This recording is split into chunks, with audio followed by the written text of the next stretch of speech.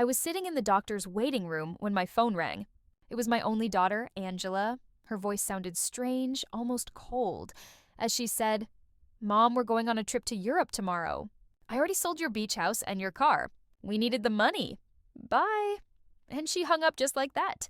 45 years raising her, sacrificing for her, and she discarded me like I was nothing. But I took a deep breath and smiled, because there was something my dear daughter didn't know. My name is Antonia Brooks. I'm 71 years old. And until that moment, I thought I knew my daughter. I had become a widow 6 months ago. My husband, Robert, had passed away from a heart attack while we were having breakfast, just as we had done every morning for 45 years. That morning, he had served me coffee with cream and toast. He kissed my forehead and said, "Good morning, my love." Those were his last words. Since then, Angela had been more present in my life. Or so I thought. She came 3 times a week. She helped with the funeral. She took me grocery shopping. She even told me, "Mom, you need to take better care of yourself now that you're alone." I thought it was love. Now I knew it was convenience. The beach house had been our family's treasure. Robert and I bought it when Angela was 15, with hard work and sacrifice.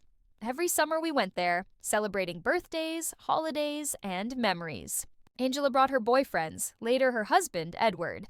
I cooked, cleaned, and washed for everyone. It was our family tradition. I never thought she'd see it as just money. And that old Ford pickup truck? Robert cared for it like a child. He washed it every Sunday, changed the oil on time, and always parked it under the same tree. Angela knew how much that truck meant to me. It still smelled like Robert. When she hung up, I sat in that uncomfortable green chair in the waiting room, surrounded by other sick people. For the first time in months, I didn't cry. Something changed inside me.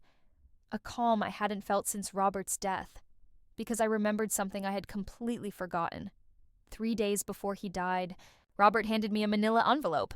"Antonia, put this in your dresser drawer. If something happens to me, open it later, but only when you feel ready."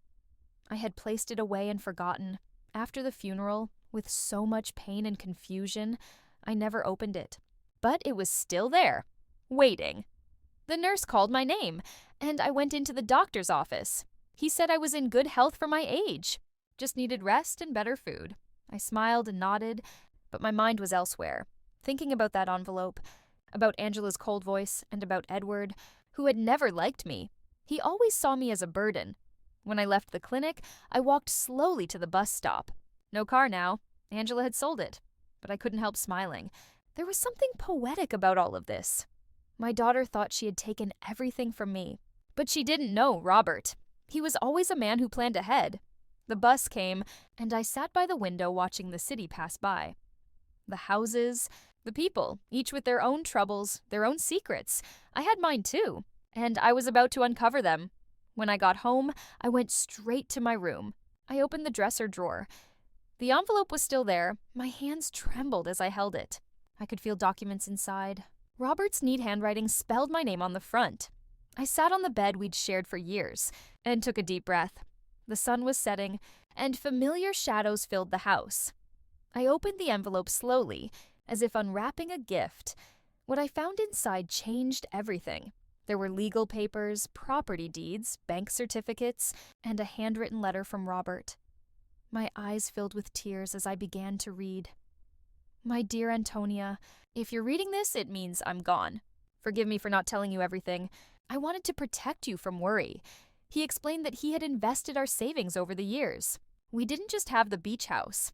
We had 6 other properties. Including the apartment building where Angela and Edward lived, we also owned shares in 3 companies worth more than I could imagine. "You are rich, my love," he wrote. "You always were. Now it's official." My hands trembled as I read the documents. There were deeds for houses, a condo downtown, a small motel on the coast, and yes, the 20-story apartment building where my daughter lived. Robert had owned it secretly for 10 years, under a company's name. And according to the papers, I was the sole heir of that company. There were even bank statements with numbers that didn't seem real. Robert had been a bus driver for 40 years, but clearly, he was also a smart investor. Every penny we saved, he had multiplied in silence. In his letter, he wrote, "I kept it secret because I didn't want you to worry, or for Angela to know.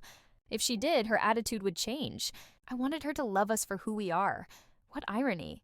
Angela thought we had nothing, but we had everything. That night, I couldn't sleep. I walked through the house, touching the old furniture, the things Angela always called outdated.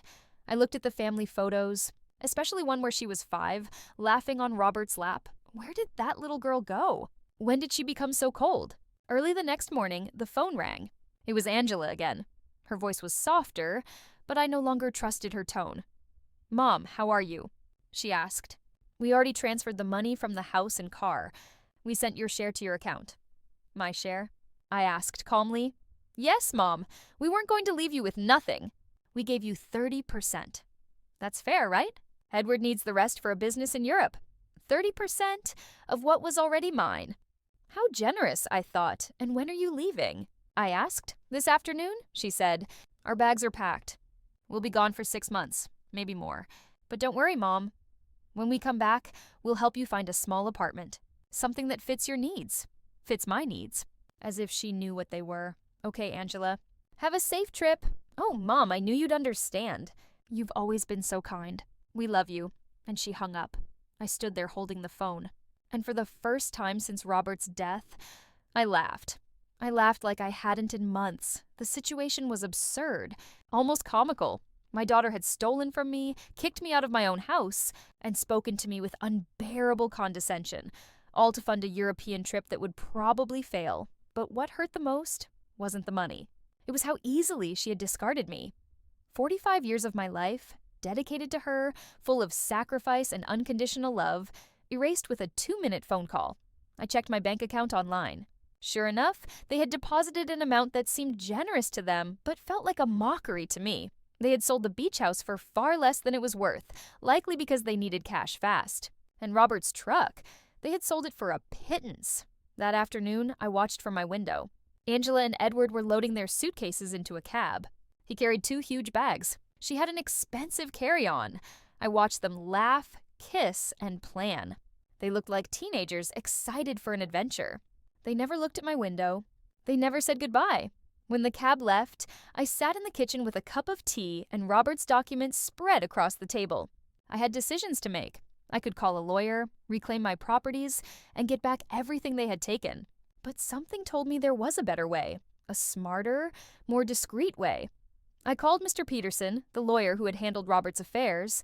He had been at the funeral, given me his condolences, and said to call if I ever needed anything. Well, now I needed him. "Mrs. Brooks, good to hear from you. How are you?"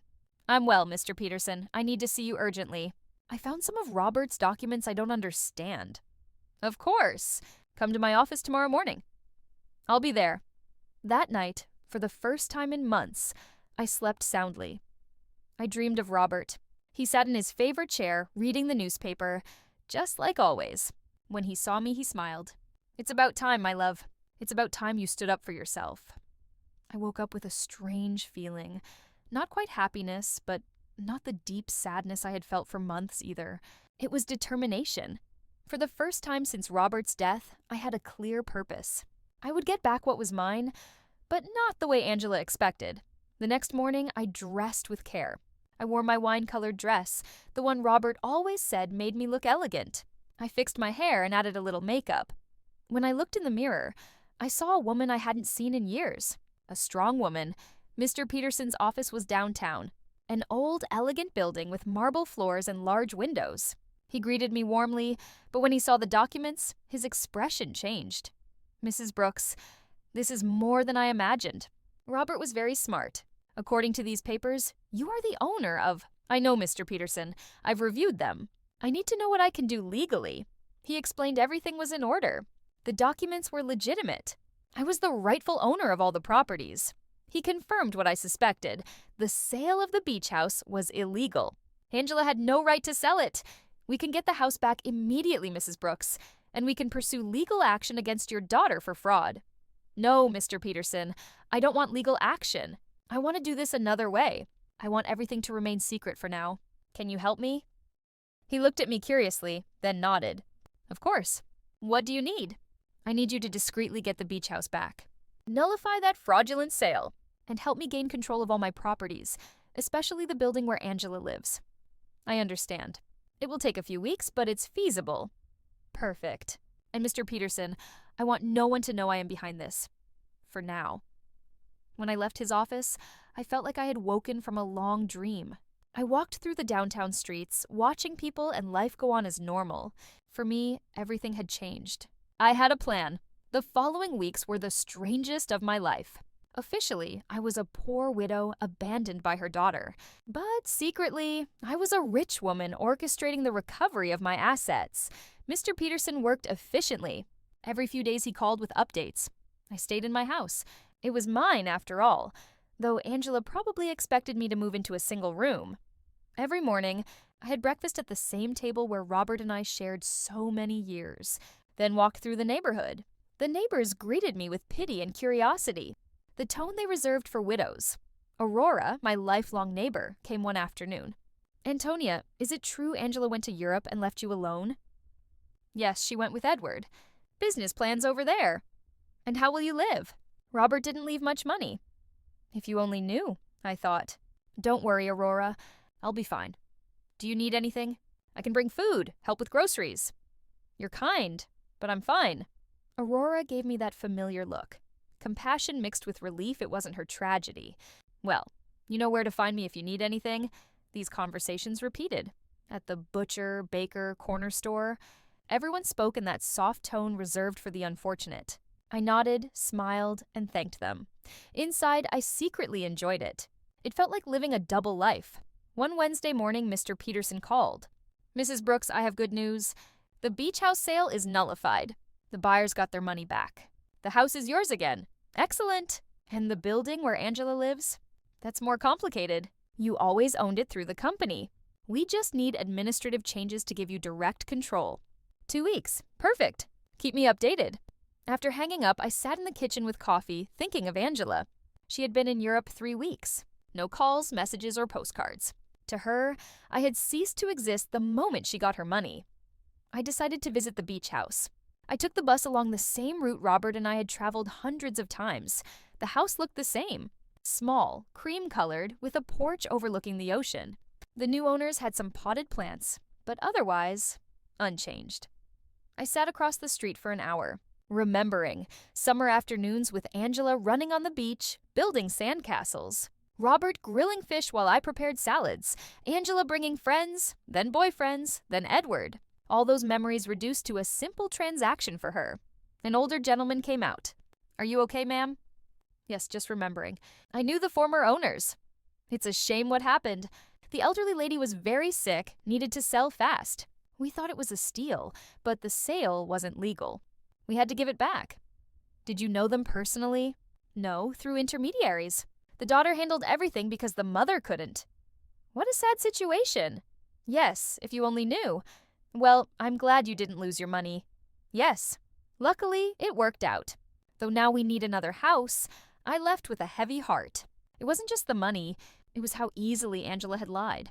She made up a story about my illness, using my supposed vulnerability. To her, I wasn't a person. I was an obstacle. That night, I called Mr. Peterson again. "Mr. Peterson, I need help with Robert's truck, too." "That will be more difficult." "Mrs. Brooks, the truck was in your name, but your daughter had power of attorney that let her sell it." "How is that possible?" I asked. "Apparently, you signed that power of attorney a few months ago, after your husband's death," I remembered vaguely. Angela had brought some papers, saying they were for funeral and inheritance arrangements. Grief had made me sign without reading. How naive I had been. "I understand, Mr. Peterson. Can we get it back?" "We can try, but it will be more complicated. We'd need to show you signed the power of attorney under deception or coercion. Let's do it. I want everything they took from me returned." Over the next few weeks, my days developed a strange rhythm. In the mornings, I was the poor widow everyone knew. I bought necessities, talked to neighbors, and kept up appearances. In the afternoons, I became a businesswoman. I studied Robert's documents, spoke with Mr. Peterson, and planned my next move. I learned things about finance I never thought I'd need to know. Robert had been much smarter than I realized. Every investment he made had been carefully calculated. The building where Angela lived, for example, wasn't just profitable from rent. Its area was rapidly appreciating. I also discovered that Edward, Angela's husband, had a lot of debt. He had taken loans using their apartment as collateral, not knowing he wasn't the real owner. When the banks found out, he would be in serious trouble. One Friday, Mr. Peterson called with important news. "Mrs. Brooks, we've finished the paperwork. You now have total control of all your properties. I also got Robert's truck back. The buyer was an acquaintance, and he returned it for a small compensation. Excellent work, Mr. Peterson. Now, I need one more thing. Send a letter to my daughter." "What kind of letter?" "An eviction notice." There was silence. "Mrs. Brooks, are you sure?" "She is your daughter." "Completely sure." She decided I wasn't important. Now she will see how important I really am. "Do you want me to send it to Europe?" "No, give it to her when she returns. I have a feeling it will be very soon." I wasn't wrong. That afternoon, Aurora came running with news. "Antonia, did you know Edward is in trouble with the bank? My brother-in-law who works there says they're investigating loans he took using their apartment as collateral. Turns out he wasn't the owner." "Really?" "Yes, Angela didn't know. They say she will have to come back from Europe to fix this mess." "Complicated." "Yes. And the worst part, Edward lied about the European business. There was none. He just wanted to escape his debts. Perfect. Everything was unfolding as expected. Angela had trusted Edward, sacrificed her relationship with me, and now discovered he was not who she thought. That night, I sat on the porch with tea, watching the stars. Robert had said the stars were the souls of those who lived a full life, watching over their families. If true, he was up there, watching his plan work perfectly. "Thank you, my love," I whispered. "Even after your death, you take care of me." The next morning, Mr. Peterson called. "Mrs. Brooks, your daughter arrived in the country. She's at the airport alone." "Alone?" "Yes, Edward stayed in Europe. Rumors say they had a big fight." "I see. Did you send the letter?" "I'm sending it today. She should receive it tomorrow." I hung up, feeling nervous and excited. After weeks of planning, the first real move had arrived. Angela would see that her mother was no longer defenseless. She returned Tuesday night. Aurora, always informed, told me the next day, "Antonia, she came back last night. One suitcase, but looked terrible. Pale, with dark circles. Alone, completely alone. And when the doorman asked for keys, she didn't have them. She had to ask the superintendent for an emergency copy." Interesting.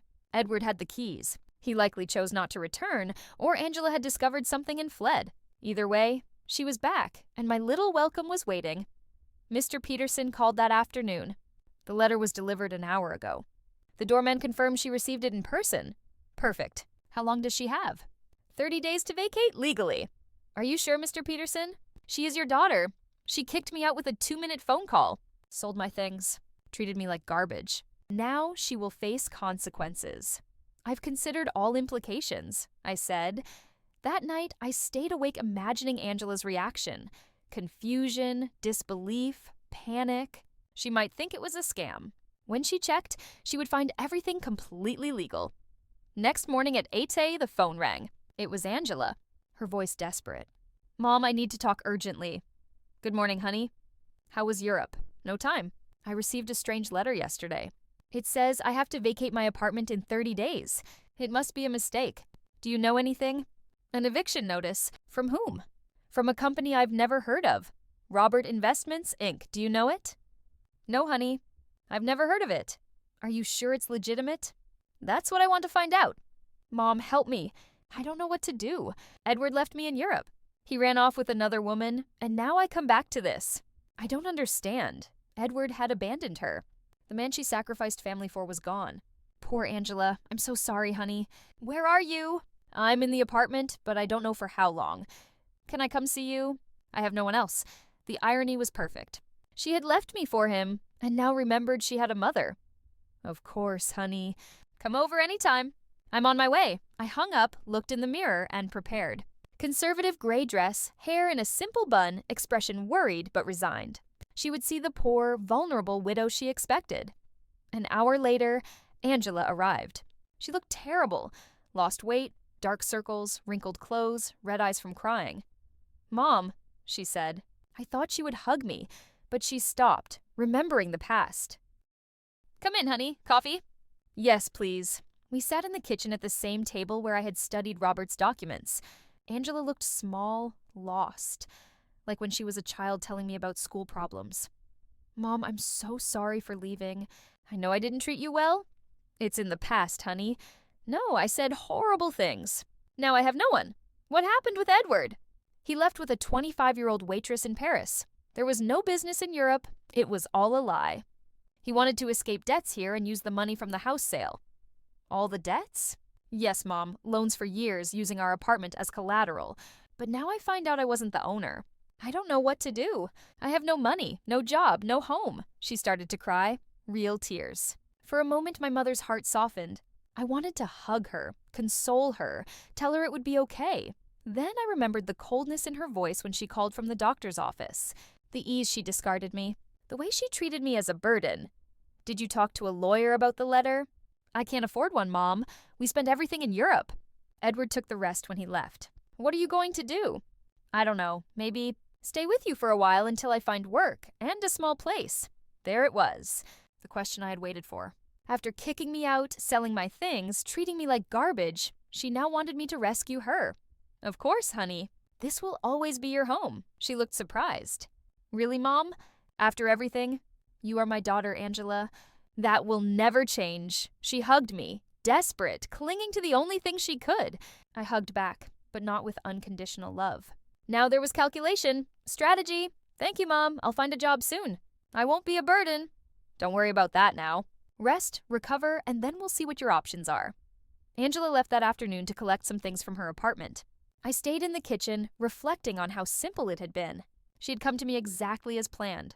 Broken, desperate, with no options. And she suspected nothing. To her, I was still the poor, abandoned mother needing her compassion. But this was only the first stage of my plan.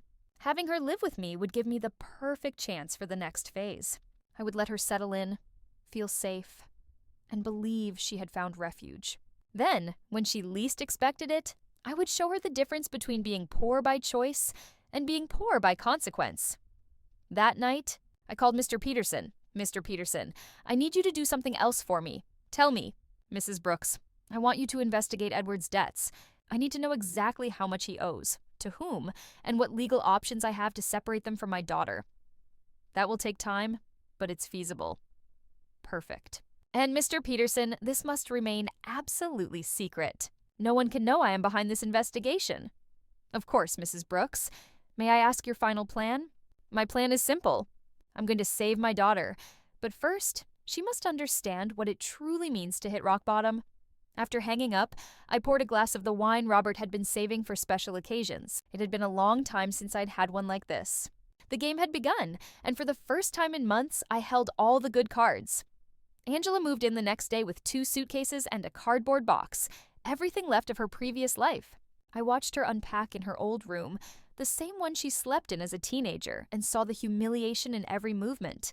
She had gone from a luxury condo to her childhood bedroom. Mom, I found this in the apartment, she said, showing a manila envelope. It was among Edward's things. It has your name on it. My heart raced, but I kept my composure. My name? How strange. Yes, she said, showing me the envelope. It was Robert's handwriting, but different from the one I had found in my dresser. Smaller, newer. Perhaps Edward had found it among my father's things and forgotten to give it to me. Can I see it? I opened it in her presence. Inside was a short letter and a small key. The letter read, Antonia, if you are reading this after receiving the main envelope, it means our daughter is going through a difficult time. This key opens a safety deposit box at the Central Bank downtown branch, number 247. There is something there to help you help her, but use it wisely. With eternal love, Robert. Angela read over my shoulder.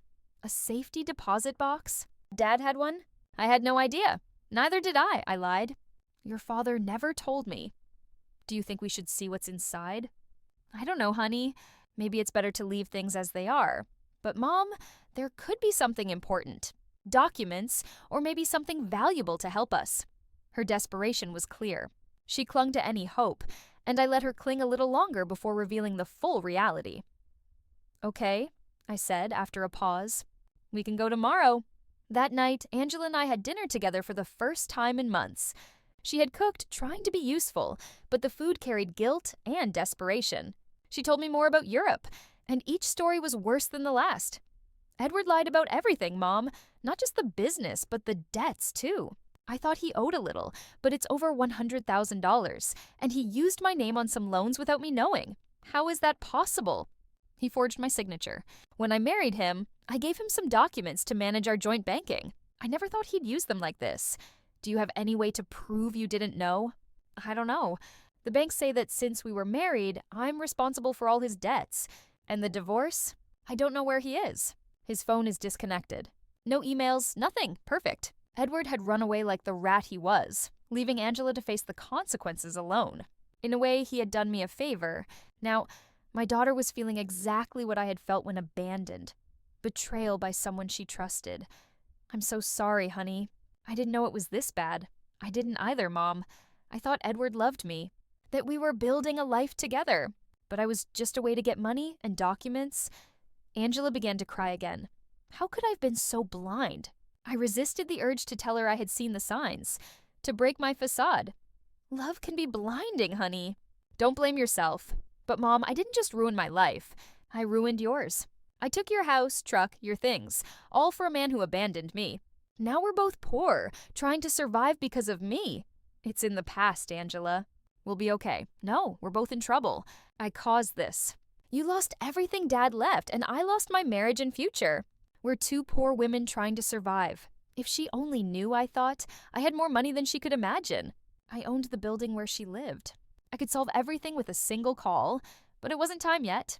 The next day, we went to the bank. Angela was nervous and hopeful. I maintained my act as a confused widow. The bank employee led us to the safety deposit boxes, verified my ID, and opened box 247. Inside were jewels. Rings, necklaces, bracelets, earrings, some heirlooms from Robert's family, others new. A letter explained each piece and its approximate value. Angela gasped. Mom, this must be worth a fortune. You think so? Yes. Look at this emerald in the pearl necklace.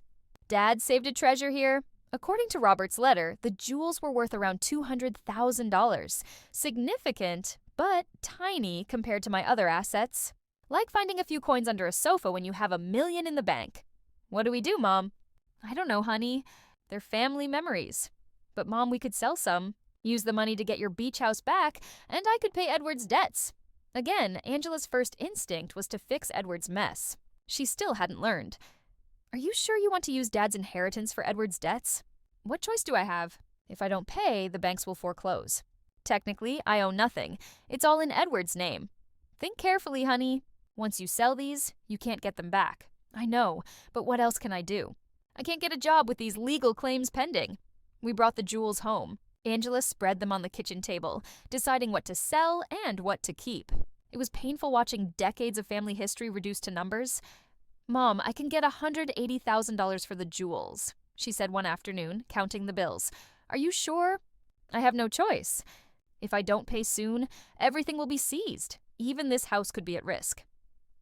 The irony was clear. Angela worried about losing a house I owned, paying the debts of a man who abandoned her, using jewels created by the same man who had made our fortune. How will you decide which debts to pay first? I spoke to a financial advisor at the bank. Prioritize debts with real collateral. They can lead to immediate foreclosure. Angela had matured in weeks. The woman who had sold my things was now investigating every financial decision. Suffering made her responsible but fragile. That night, while organizing debt documents, Mr. Peterson called. Mrs. Brooks, we located Edward. Where? Paris, as your daughter suspected. He's trying to get French residency through a fake marriage with the young woman she mentioned. But we also have proof he falsified your daughter's documents to flee. Angela can be cleared of these debts. Perfect. I could save Angela legally without her suspecting I had the resources. Start the legal process immediately. Don't tell her yet. Finish everything before she knows. Understood. It will take about 3 weeks, maybe a month. When I hung up, Angela looked at me. Who was that, Mom? Someone asking about Mrs. Davis, our neighbor. Wrong number. Lying had become easy. Each day, I balanced my two roles, the poor widow Angela believed in, and the wealthy woman orchestrating her salvation. Over the next 2 weeks, I watched Angela struggle, stretching money for food, negotiating with creditors, and seeking jobs with ruined credit. Cruel but necessary education. Mom, I went to 3 job interviews today. 2 said no because of legal issues. The third offered a part-time night job cleaning offices. Will you take it? I have no choice. It pays little, but it's better than nothing, and I can look for a better day job. Seeing my daughter, used to comfort for decades, cleaning offices at night was heartbreaking. But I felt pride. She was finally facing reality. Are you sure you can handle it? I'll learn. I can't be a burden. It's bad enough you're letting me live here for free. This is your home, Angela. You're welcome here. No, Mom. This is your home. I'm here because of your generosity, but I won't take advantage forever. One night, while Angela was on her first cleaning shift, Aurora came to visit. She sat with me in the kitchen, drinking tea and looking at the family photos on the walls. Antonia, I have to ask you something. Did you know Angela would come back in these conditions? What do you mean? When she left, she seemed so confident, so arrogant. She spoke of the great life in Europe and Edward's success. Now she's back, broken, working a cleaning job, living with you again. Life takes many turns, Aurora. Yes, but there's something else. I've been watching Angela, and she seems different. Not just sad, but humble, as if she's learned something important. Aurora, always perceptive, asked, "What do you think she learned?" I think she learned the value of the things she took for granted, like having a mother who loves her unconditionally. Maybe. Antonia, can I say something? When Angela left and treated you so poorly, many thought you'd never forgive her. Yet here you are, taking care of her again, giving her a home when she has nowhere to go. She's my daughter, Aurora. Yes, but not every mother would do what you're doing, especially after being treated that way. If Aurora only knew the full truth, that I could have solved all Angela's problems, but chose to let her struggle a little longer so she would learn the lesson. Do you think I'm doing the right thing? You're doing what a good mother would, but Angela also needs to fully understand what she lost when she abandoned you. What do you mean? She needs to value you not just as the mother who rescues her, but as the strong woman who built a stable life for 45 years. She needs respect, not just need. Aurora had understood perfectly. That was exactly the goal of my plan. I didn't want Angela back out of desperation. I wanted her to return with respect and mature love. And how do you think that can happen? It's already happening. The way she talks to you now is different. She's no longer the daughter giving orders or acting like a burden. She's a grown woman, genuinely grateful for a mother like you.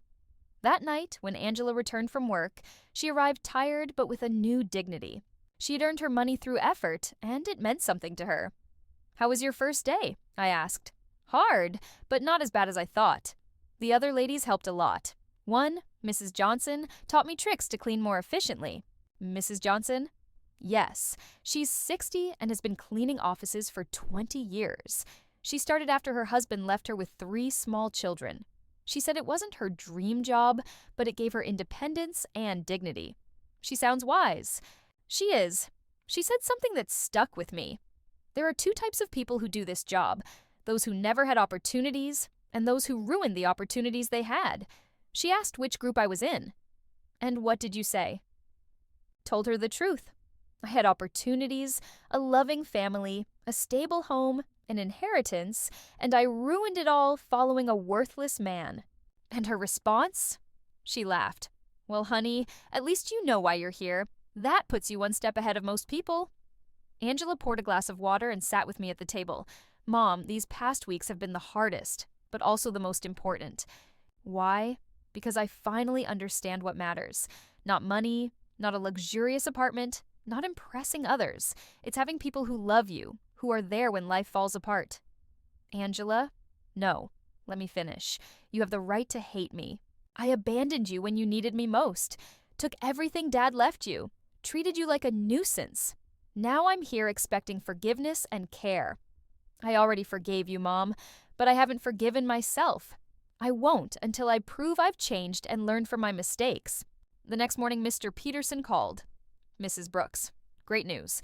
The legal process is almost complete. We can free your daughter from all of Edward's debts. It was time. After weeks of watching Angela struggle and reflect, it was time to show her she had never been alone. Mr. Peterson, arrange a meeting. It's time for my daughter to know the full truth. The meeting was set for Friday morning. I told Angela it was a lawyer consultation, but didn't explain details. She agreed, nervous about cost. Mom, I don't have money for a lawyer. I barely have enough for expenses. Don't worry, honey. Let's hear what he has to say. We arrived on time. Angela, dressed in her best clothes, looked nervous and anxious. Mrs. Brooks? Miss Brooks, thank you for coming. Mr. Peterson greeted. Thank you for seeing us, Angela replied, though I can't afford high fees. That's what we'll discuss. But first, review these documents. Angela opened a thick folder. Confusion turned to surprise. These say Edward forged my signature. There's evidence of fraud. I'm not responsible. Yes, we found enough evidence to prove you were a victim of identity fraud. But who paid for this? I can't afford it. Mr. Peterson looked at me. My moment had come. Angela, I need to tell you the truth. What, Mom? I took a deep breath. Your father left me more than you knew. Much more. Mr. Peterson, show her the other documents. He handed a second folder. Property deeds, bank statements, investment certificates, Robert's entire secret fortune. Angela read silently, emotions changing from confusion to shock and finally comprehension. Mom, this says you own the building where I lived. Yes. And other properties, accounts, investments. So the beach house sale was fraudulent? I've already recovered it. How long have you known this? Since the day you called from the doctor's office. Yes. A tense silence. Angela looked into my eyes. Why, Mom? Why let me suffer when you could have helped? This was a lesson you couldn't learn otherwise. You needed to see the value of what you lost. Family, respect, responsibility. I didn't just take money from you. I took dignity, love, trust, Angela cried. Not self-pity, but deep understanding. I abandoned you when you needed me most. Yes, treated you poorly. And yet, I saved you. Not by giving money to repeat mistakes, but by letting you hit rock bottom so you could learn to save yourself. Mr. Peterson quietly added, Miss Brooks, your mother paid all legal expenses and recovered all properties. You are free of all legal problems. And the cleaning job? You can quit if you want. But I hope you don't. It's teaching you lessons you didn't learn when life was easy, effort, dignity, value of earned money. Angela wiped her tears, looking at me with respect. A grown woman recognizing another woman. Do you forgive me, Mom? I forgave you long ago, honey. Can you forgive yourself? I don't know. I made unforgivable mistakes. People make mistakes. What matters is what we do after recognizing them. Mr. Peterson left us alone. Mom, even without your money, I would have learned the same lesson. What lesson? That nothing is more valuable than someone who loves you unconditionally. The only thing keeping me sane was knowing I had a home with you. That never changes. I know. And I can never take that love for granted again. I must earn it daily with respect, gratitude, and action. We left Mr. Peterson's office transformed. No longer mother and daughter bound by blood alone. We were two grown women who had chosen each other after the hardest test. The following weeks were about rebuilding, but Angela kept her night cleaning job. Mom, I need to finish what I started. I can't return to comfort as if nothing happened. Are you sure? You don't need to punish yourself. It's not punishment. It's a way of remembering who I was and who I want to be now. I watched her put on her work uniform, Yibao CC, thought impossible a few months ago when she lived in the luxury condo with Edward. Yet something was different in her posture, in the way she moved. She was no longer the broken woman who had arrived at my door in tears. She had found dignity in honest work. Aurora came to visit that afternoon, as she had every few days since Angela returned. Antonia, there are some strange rumors going around the neighborhood. What kind of rumors? People are saying you're not as poor as everyone thought. Someone saw Angela leaving an elegant lawyer's office downtown and then paying off all her debts at the bank. People talk a lot, Aurora. Yes, but they're also saying you got your beach house back and somehow solved all of Angela's legal problems. That costs a lot of money, Antonia. Aurora knew me too well to be fooled for long. What exactly do you want to know? I want to know if my friend of 40 years has been lying to me about her situation. I poured a cup of tea and sat across from her. It was time to be honest with someone else. Robert left me more than anyone knew Aurora. Much more. How much more? Enough that Angela and I never have to worry about money again. Aurora was silent for a moment, processing the information. And why did you pretend to be poor all these months? Because I needed Angela to learn something she couldn't learn any other way? I told her everything. Angela's cruel phone call, my silent plan, the weeks of watching her hit rock bottom, and the final revelation in Mr. Peterson's office. Antonia, that's brilliant. And terrible at the same time. Terrible? Yes, because you let your daughter suffer when you could have helped immediately. But also brilliant, because now I understand why you did it. You do. Yes, Angela needed to learn the value of what she lost. If you had simply given her money, she would have learned that someone will always rescue her from the consequences of her bad choices. Exactly.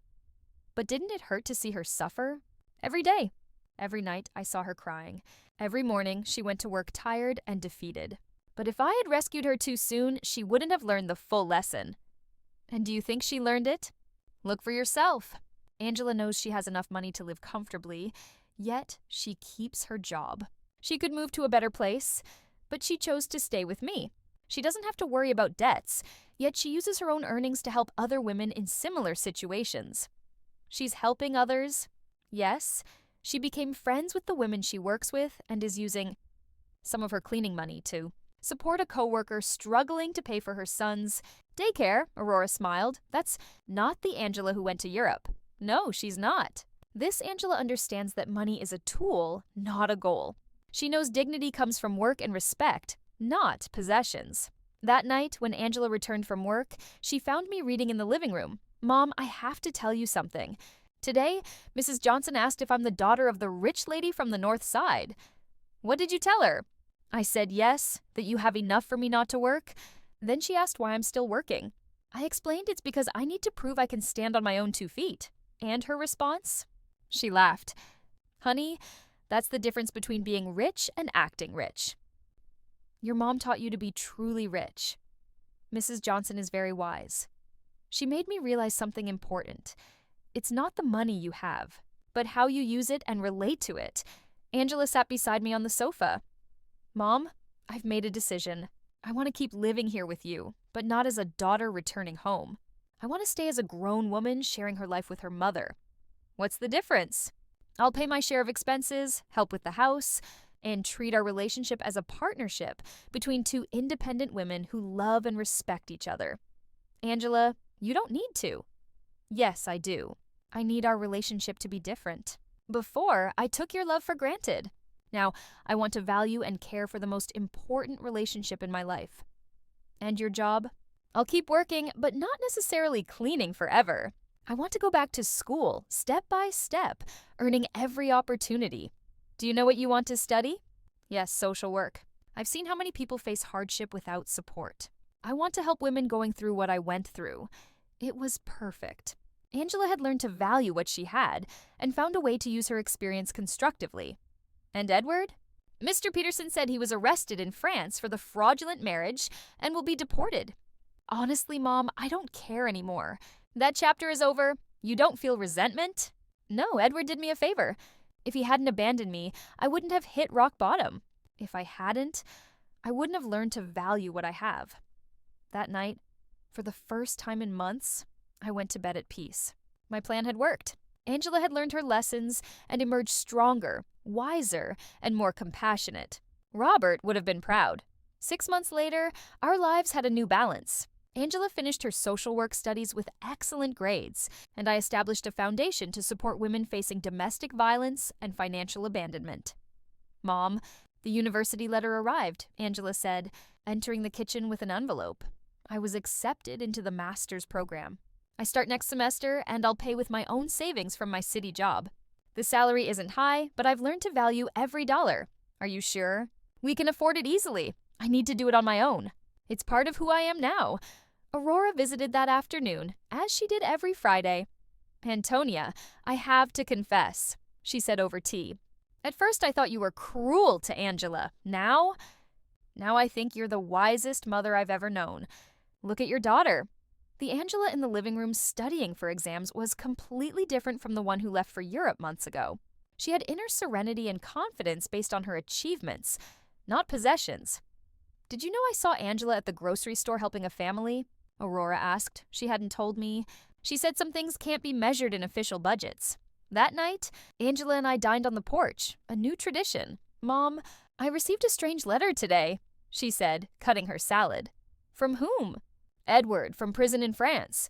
He regrets everything and asks for forgiveness. How do you feel?" "Honestly, nothing. No anger, no sadness, no desire for revenge. That chapter feels like it happened years ago. I won't write back. Not because I hate him, but because there's nothing to say. The Angela who married him no longer exists. I was impressed by her maturity. She had developed inner strength from hitting rock bottom and rising on her own. "Do you know what I learned, Mom?" she asked. "What?" "That true love isn't saying what someone wants to hear. True love teaches what they need to learn, even when it hurts. Edward told me what I wanted, but you taught me that true wealth comes from effort, respect, and genuine relationships." That night, after Angela went to study, I sat alone on the porch, looking at the stars, thinking of Robert. I'd promised to take care of our daughter, and now I had fulfilled that promise in the right way. I hadn't taken care of her by giving her money when she needed it. I had taken care of her by teaching her to take care of herself.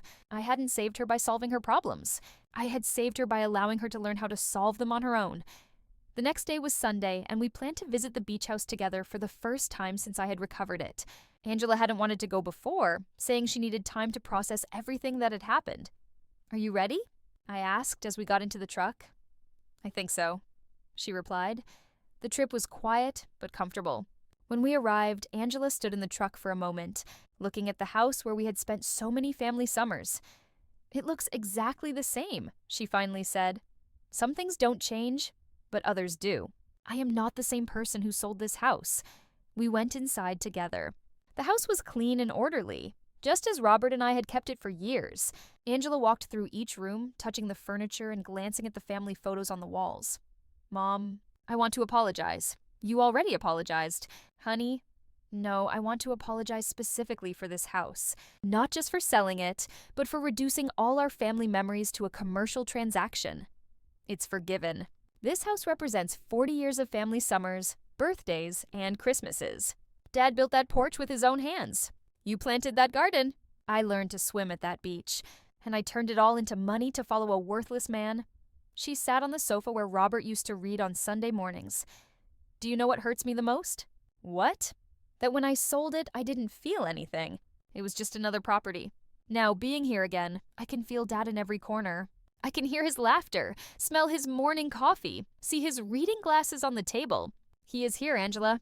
He has always been here. I know. And I also know he's proud of how you handled all of this." We spent the day at the house cooking together, cleaning, and fixing small details. It felt like a ritual of reconnection, not just with the house, but with the values it represented. As the sun began to set, we sat on the porch Robert had built, looking at the ocean. "Mom, I have a proposal." "What is it?" "I want us to turn this house into a temporary shelter for women leaving situations of domestic violence, a place where they can stay while rebuilding their lives." It was a perfect proposal. Robert would have loved that his beach house could help other families. That's a beautiful idea, honey. We can use some foundation resources to maintain it, and I can oversee the program through my job. Are you sure you want to turn our family sanctuary into that, Mom? The best sanctuaries are the ones shared.